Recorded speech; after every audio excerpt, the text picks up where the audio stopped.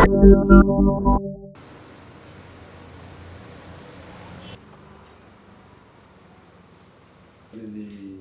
గాంధీ ధర్మారం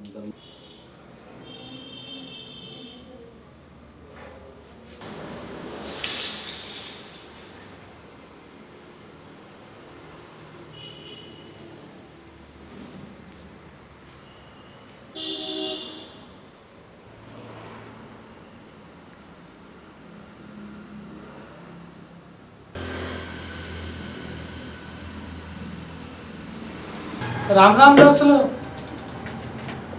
ఇక మొత్తం ఏదైతే పొలాల పనుల మీదనే పోతున్నారు. అయితే నేను ఇటు వస్తూ ఉంటే ఇక ముత్తాకుంట సొసైటీ ఉంది కదా, ముత్తాకుంట సొసైటీ పైసా స్వామి సార్ కలిసిండు. అయితే ఎన్ని గిడ్డంగులు ఉన్నాయో ఒక్కసారి అడిగి తెలుసుకుందాం. ఇంకేంటంటే ఏదైతే మా ఎరువులు ఉంటాయో ఎరువులు మళ్ళా రైతులకు సకాలంలో అందుతున్నాయా లేదా అవి కూడా అడిగి తెలుసుకుందాం. నమస్తే. నమస్తే. ఎట్లా రైతులకు సకాలంలో మళ్ళీ మందులు అందుతున్నాయా లేదా? నా పేరు పైసా స్వామి. నా ఊరు కొత్తపేట, మల్కాపూర్ జే అంటారు. నేను ముత్తగుంట సొసైటీ చైర్మన్. నేను ఈరోజే కాదు, 10 సంవత్సరాల నుంచి కూడా ఎరువులు కొరత లేకుండా ఉంచిన. బీజీపీసే కానీ, యూరియా కానీ, విత్తనాలే కానీ ఎప్పుడైనా సరే ఏదో ఒకసారి కొద్దిగా కొరత ఉండే ప్రభుత్వం దగ్గర కానీ ఆ కొరత కూడా మేము తీసుకొచ్చి ఏదే విధంగా ఈ 10 సంవత్సరాల ఏదో ఒకసారి కొరత ఉండేది. ఇప్పుడు ఏ కొరత లేకుండా ఎరువులు అందరికీ పుష్కలంగా వస్తున్నాయి. ఎరువులే కాదు, ఇప్పుడు లోన్లు, క్రాప్ లోన్లు ఇంత మొదలు కూడా మాపోయినాయి. 40 లక్షలు పాత ప్రభుత్వం ఉన్నప్పుడు కూడా ఆ 40 లక్షలు కూడా అందరికి ఇచ్చినాము. ఇంక 80 లక్షలు ఇచ్చి వచ్చేది ఉంది. 80 లక్షలు రాలేదు. ఇప్పుడు ఈ కొత్త ప్రభుత్వం, ఇప్పుడు గౌరవ ముఖ్యమంత్రి రేవంత్ రెడ్డి అన్నగారి పాలనలో మంచి పాలన. ఆయన ప్రజల వద్దకే ఒక ఆఫీసర్స్ను తోలించి ప్రజల అభిప్రాయాలను సేకరించడం జరిగింది. రైతు బంధు కూడా ఎన్ని ఎకరాలకు రైతు బంధు ఇవ్వాలి, మీ ప్రజల అభిప్రాయాలు చెప్పండి అని ఒక ముఖ్య అతిథులను ప్రతి సొసైటీలకు తోలేయడం జరిగింది.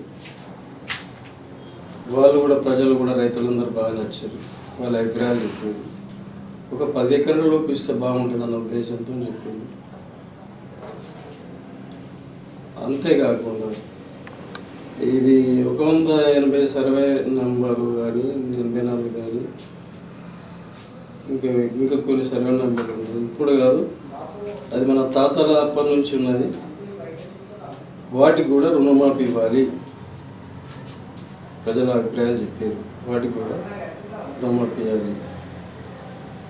అది ఇప్పుడు ఇంచుమించు ఆ భూములు ఒక తాతలు వేరు, తండ్రులు వేరు. ఇప్పుడు మేము కూడా సాగు వచ్చినాము. వాళ్ళకు కూడా రుణమాఫీ, రైతు బంధు ఇవ్వాలి. 180 సర్వే రైతు బంధు. ఇప్పుడు ఉదాహరణకు కొత్తపేటను ఒకటి 150 ఎకరాలు ఉన్నది, 180 సర్వే నెంబర్.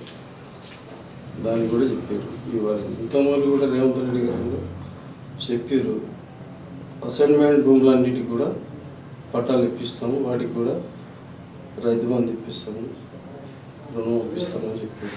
చాలా సంతోషం. కాకపోతే ఇప్పుడు ఒక ఫస్ట్ విడత, సెకండ్ విడత ఇచ్చాడు. ఒకటి ఏంటంటే, ఇందులో ఈ పాత నాయకులు ఇచ్చిన ఈ పాత యుద్ధం వాళ్ళు కొంత ఇచ్చారు, ఒక 30% ఇచ్చారు. ఇప్పుడు కూడా రుణమాఫీ రీసెంట్ వాళ్ళకే వచ్చినాయి. మళ్ళీ వాళ్ళకి ఇచ్చిన వాళ్ళకే వచ్చినాయి. ప్రజలందరూ గొడవలు పెడతారు. ఇక అది మరి ముఖ్యమంత్రి గారు బాగా ఆలోచించి మరి అసైన్మెంట్ భూములకే కానీ అందరికీ వచ్చేటట్టు చూస్తే బాగుంటుందని నా అభిప్రాయం. ఇక మేము మందుల కొడతానంటే ఇప్పుడు ఇక్కడ ఒక గోదాం ఉన్నది గాంధీనగర్. అది కాకుండా ముత్తగుంట గ్రామంలో కూడా వాళ్ళు ఒక బిల్డింగ్ ఇచ్చారు. దానికి మంచి మరమ్మతు చేసినాము, అందులో మనం చేస్తున్నాము. ఇప్పుడు మళ్ళీ ఒకటి కొత్తపేటలో కూడా 150 మెట్రిక్ టన్నులకు గోదాం కట్టినాము. ఇప్పుడు ఈ మధ్య మళ్ళీ ఒకటి ధర్మవరంలో మనకు 15 లక్షల భూమి రిజిస్ట్రేషన్ చేసి ఇచ్చారు. గోదాం గురించి ఊరు వాళ్ళు ఇచ్చారు. ల్యాండ్ 6 గుంటల భూమి. అక్కడ కూడా వారం 10 రోజులని అక్కడ కూడా చాలా చేస్తాం గోదాం.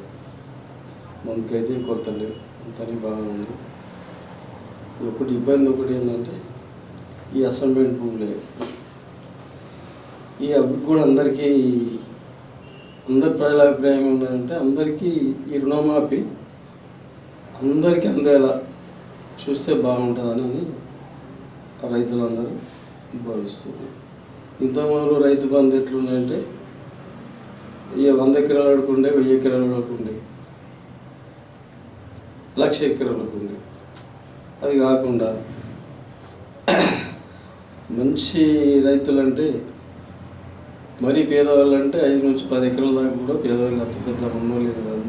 వాళ్ళకి పెద్ద పెట్టుబడి పెట్టి అంతేం లాభం వచ్చేది కాదు. వీళ్ళందరూ కూడా పేదవాళ్ళ లెక్కలకి వస్తారు.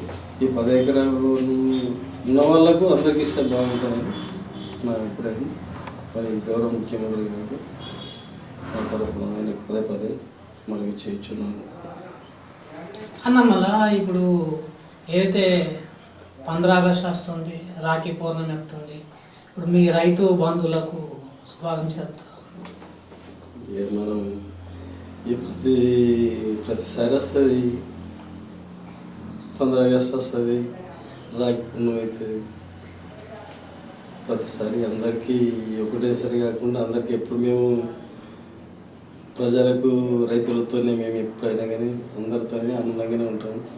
అందరికీ కూడా 15 ఆగస్టుగా కానీ అందరికీ నా యొక్క శుభాకాంక్షలు. రాఖీ పౌర్ణమి కూడా నా యొక్క రైతులందరికీ, అందరికీ కార్యకర్తలకు అందరికీ నా యొక్క శుభాకాంక్షలు. అన్న ఇప్పుడు మీరు కాంగ్రెస్ పార్టీలోకి పోయిన తర్వాత ఎట్లా అనిపిస్తుంది? ఇప్పుడు కాంగ్రెస్ పార్టీలకు పోయిన తర్వాత ఇప్పుడు ఏమనిపిస్తుంది అంటే పోయిందే కొద్ది రోజుల క్రితమైనా అయిపోయింది. ఇప్పుడు ఆయన ఏ నిధులు అడగలేకుండా కూడా ఉన్నది ఇప్పుడు మన ఎమ్మెల్యే దగ్గరికి వెళ్ళి కూడా. ఎందుకంటే అది అప్పు కుప్పలుగా ఉన్నది. ఇప్పుడు కొత్త ప్రభుత్వము ఆయనకి ఎటు చొరవ మన గౌరవ మంత్రి గారికి కూడా ఎట్లున్నా, ముఖ్యమంత్రి గారికి ఎట్లున్నా అంటే అంత ఏ పని చేద్దామని అప్పులు పాత అప్పులే బాగున్నాయి. కొద్దిగా మనం ఏం అడగాలన్నా ఒక కొద్ది రోజులు, ఒక సంవత్సరం తర్వాత అడిగితే బాగుంటుంది. ఇప్పుడు ప్రజలు నేనే కాకుండా కూడా ప్రజలు కూడా ఆలోచించి ఏదన్నా పనులు కావాలన్నా కూడా వాళ్ళకి బాధ పెట్టకుండా పనులు తీసుకున్నారని నా ఒక అభిప్రాయం. మళ్ళీ ఎమ్మెల్యే సహకారం ఎట్లుంది? ఎమ్మెల్యే గారు కూడా బాగుంటుండే. ఇప్పుడు అతను అందరితోటి కలిసిమెలిసి ఉంటుండు, కార్యకర్తలను కూడా బాగా చూసుకుంటుండు. ఆయనకు కోపము లేదు, చాలా మంచి శాంత స్వభావుడే ఉన్నాడు. ఇప్పుడు తర్వాత విషయం చెప్పలే నేను, ఇప్పుడైతే అందరితోనే బాగుంటుండు. సరే అన్న, మళ్ళీ ఉంటాను. Thank you. విన్నాగా దోస్తులు, సార్ ఏమన్నా అందరికీ 15 ఆగస్టు మరియు రాఖీ పౌర్ణమి శుభాకాంక్షలు చెప్పిండు. అదేవిధంగా ఎవరికి కూడా మందులు తక్కబడకుండా 10 సంవత్సరాల నుంచి నేను కృషి చేస్తున్నా. ఈ ముత్తకుంట సొసైటీకి 10 సంవత్సరాల నుంచి ఏకదాటిగా ఉండడంటే సారు గొప్పతనం దాంట్లో తెలుస్తుంది. ఇక్కడ రైతు సోదరులతో ఇంత మమేకమై ఉన్నాడు. చూస్తూనే ఉంటాను చట్టం టీవీ.